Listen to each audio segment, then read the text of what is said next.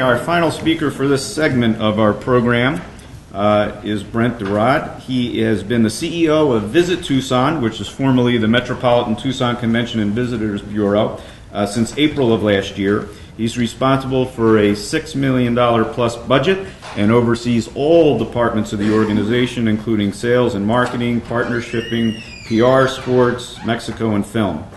Brent has over 15 years experience in the tourism industry, including being VP of the Scottsdale Convention and Visitors Bureau, and he was also Director of Communications with the Greater Phoenix Convention and Visitors Bureau. Please welcome Brent.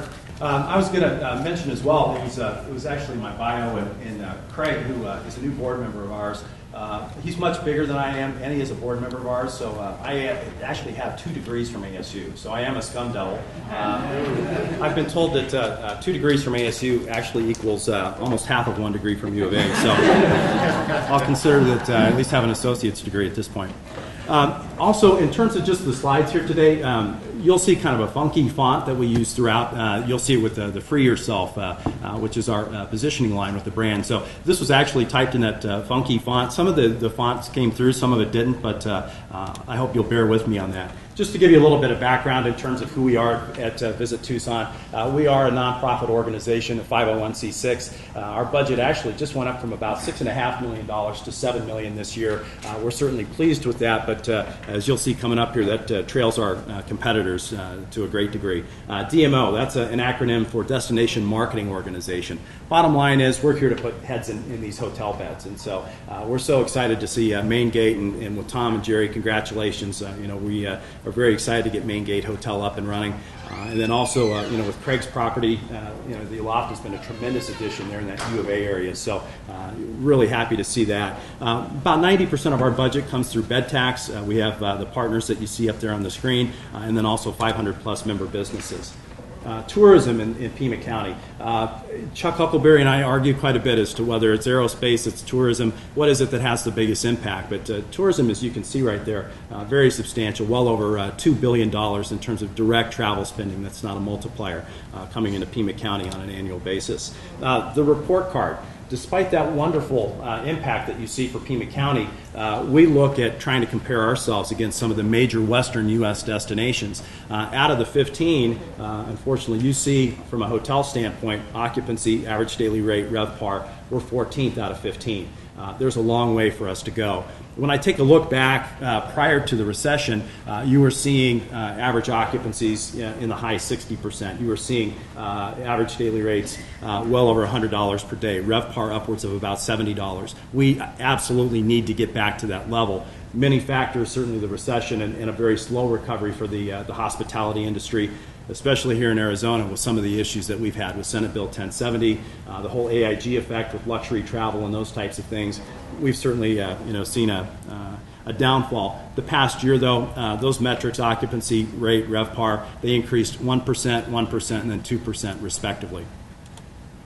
In terms of share of wallet in our budget, again, when you take a look at just some of the top competitors that we look at as well, our budget last year, again, $6.5 million, certainly trailed to a large extent many of the destinations against which we compete.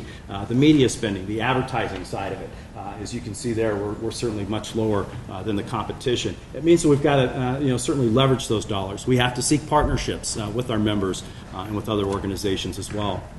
Part of what we wanted to do in terms of starting to turn things around, we wanted to do some research. Again, we've got to make sure that we've got the most compelling message out there that we can deliver. That comes down to branding, and that's primarily what I'm here to talk about today. What we did, we engaged in a couple of studies, visitor inquiry, visitor analysis. The analysis was actually interesting. We took leisure records from 19 different hotels and resorts throughout Metro Tucson. We were able to aggregate that with a third party. Gave us really good information in terms of not only what our top feeder markets are, but the zip codes within those feeder markets that are delivering customers. We were also able to overlay Experian profiling on that to determine what the demographics are. What that allowed us to do, we know specifically within these top feeder markets the zip codes that are going to be most likely to deliver the customers that Tucson wants and needs. The best example I can give you in terms of why we would do this, instead of buying a full-page ad in the New York Times, which is really cost prohibitive for us, what we can do is we've got those specific zip codes in Long Island, Westchester, and those types of places. We can run digital advertising on TripAdvisor, those kinds of things that would really hit those targeted customers, and we can do so much more cheaply and efficiently than we can otherwise. So we started thinking about, okay, we know who the customers are, we know when they book, we've got all the information that we need. If we actually want to start converting travelers, what do we need to do? And that comes down to the messaging side of it. So as we started to consider, what is that message? What is that brand for Tucson? I invite you to take a look at this. Things are different in the desert. The sky is bigger. The stars are brighter. The sunsets stop you in your tracks. We still have real cowboys and rugged mountains and the kind of cactus most people only see in cartoons. Seems like a pretty good description of Tucson, doesn't it? Phoenix is the gateway to the Grand Canyon, blah, blah, blah. We pulled that right off of Phoenix's website. So the bottom line is you have to be yourself. Everybody else is already taken. I love this quote from Anthony Bourdain. I think cities often tragically misinterpret what's coolest about themselves. They scramble for cure-alls, something that will always attract business, always your one convention center, one mall, one restaurant away from revival. They miss their biggest, best, and probably most marketable asset, their unique and slightly off-center character. Few people go to New Orleans because it's normal or perfect or safe. They go because it's borderline dysfunctional, permissive, shabby, alcoholic, and batshit crazy. Let's just be honest here. And because it looks like nowhere else. That's the bottom line. You've got to be unique. If you're trying to get people to come to your destination, you have to stand apart. What we did in terms of, okay, so we started to take a look at some of the data. We wanted to get as much input as we could. We wanted to get input from local stakeholders. The stakeholders were government officials, our board members, local industry leaders. And then we also posted on our website, visittucson.org, a survey which was filled out by residents and non-residents. So stakeholders, here's how they see Tucson. The word clouds that you see here, the larger the word, the more often it was brought up.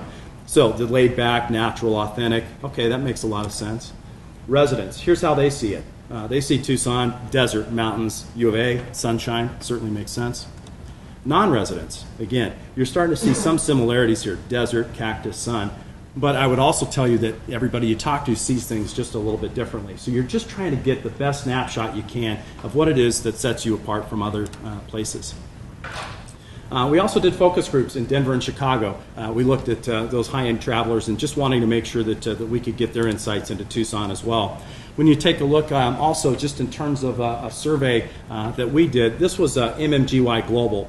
They were our partner based out of Kansas City. They've done branding work throughout the world. What we asked them to do is, with their database, to find travelers that have an interest in Tucson. And they do that through a lot of the research and study that they do nationally and internationally. So they were able to get some additional insight. So from the focus groups, from that survey that was done with MMGY, here were some of the key research insights. Bottom line is, people felt pretty favorably about Tucson, but we didn't stand apart for one thing. There wasn't one thing that Tucson was necessarily known for. That's dangerous when you don't have that clear identity out there in the marketplace. Number two, again, there's so much, especially in that competitive set that I showed you earlier, the scenic weather, etc. Based on share of wallet, share of budget, what you're seeing out there is you've got a lot of different places that are seen as having great weather and scenery. Real Southwest, that was our brand over the past 3 to 4 years. But what we found is that when we talked to customers, Santa Fe and San Antonio were actually recognized by the people that we talked to more as the real Southwest than Tucson. So that goes back again. I think with a larger budget, we probably could have maybe owned that a little bit more. But yet, when you take a look at the assets, we've got others out there that can own that as well. So where did we rank highly? Authenticity, genuineness, natural environment, and then certainly laid back, friendly, welcoming. Those were the types of things that really seem to resonate out there with customers as well.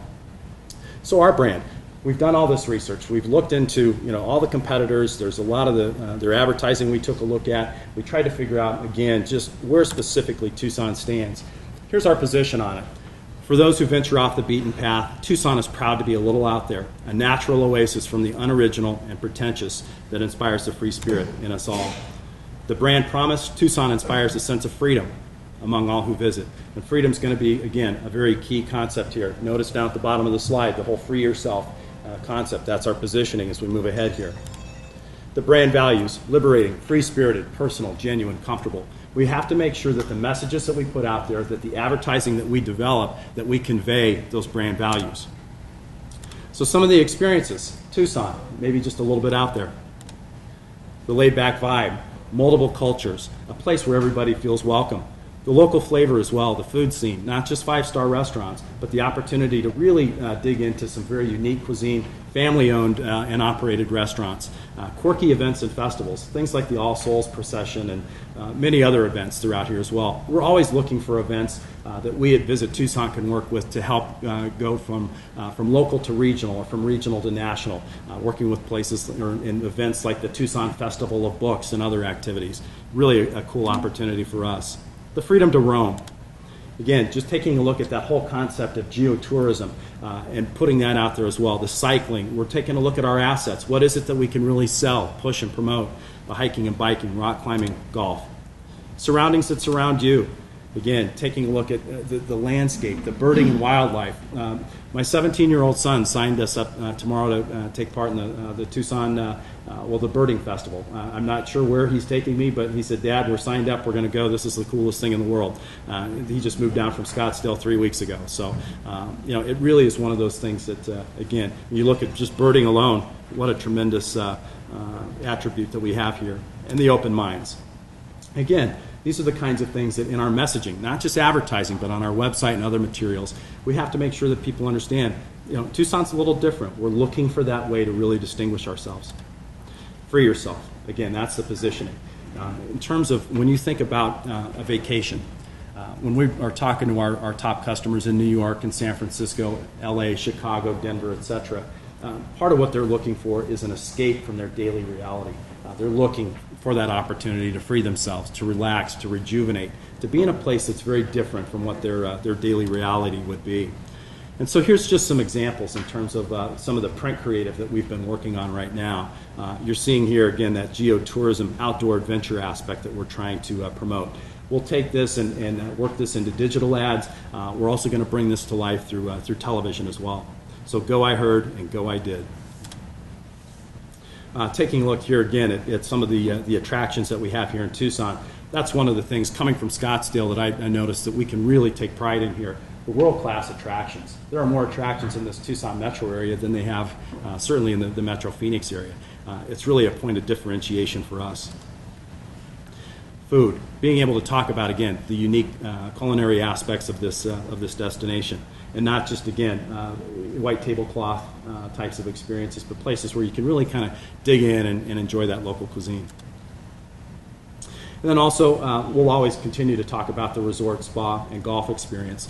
It's something that we have that's a real strength, but we also have to make sure that the culture and the character of the Tucson metro area comes through. And then also nightlife, without question. Again, free yourself. With that, would welcome any questions that you might have, but I would tell you, we're really excited about the opportunity to market Metro Tucson out there.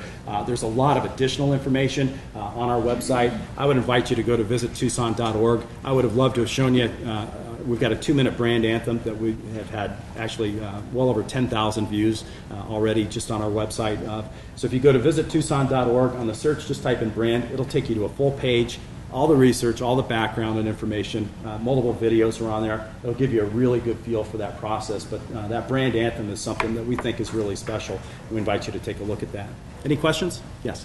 Santa Fe has its really distinct architecture, and San Antonio has the Riverwalk, Alamo, things like that they're really known for. Architecturally, or is your push at all changing or trying to identify where we can grasp and go with, something like that? Absolutely. I think in taking a look at where Tucson can really differentiate itself, what we found without question is those different geotourism-related attributes. For people who want to get out and really explore the Sonoran Desert and kind of get their hands dirty a little bit, we've got those opportunities. And I think, again, you take a look at the cycling, the rock climbing, hiking, that whole loop trail that Pima County's developed. I think that's a huge asset. And even, again, things like the birding festival and just taking advantage, I guess, of this very unique geographic location that we live in. I think for us, that's really paramount, that and the culture of Tucson. What I think we have to be able to do is, Tucson gets lumped in with that Metro Phoenix area too much. We're very different places, and we should have different customers. I think with this, what we're trying to do with this brand here is find customers that might be a little bit different and market to a little bit different subset, those who are interested a little bit more in the outdoors. I think we can really expand there. So culture, cuisine, I think will be maybe the other element to that as well that we're going to really try to play off of.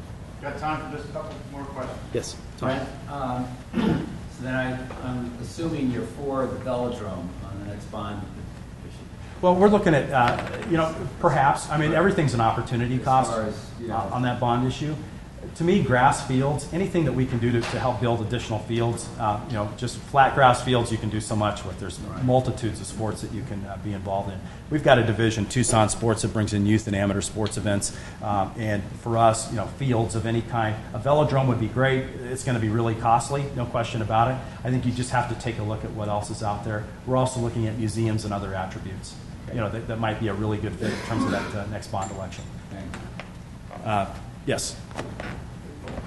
Your presentation concentrates totally on the leisure market segment. Have you thrown in the towel on business and group? No, not at all. Again, when you have a short time frame, you're just trying to get that base information out there on the brand. I would tell you that meetings still represent 40 to 50% of the business here in Metro Tucson in terms of our hotels and resorts. Has to be higher. We have a very strong sales plan put in place this year, and you'll see this brand implemented throughout our meeting segment as well. It's something that really seems to be resonating with meeting planners. We've done a little bit of research with those in our database.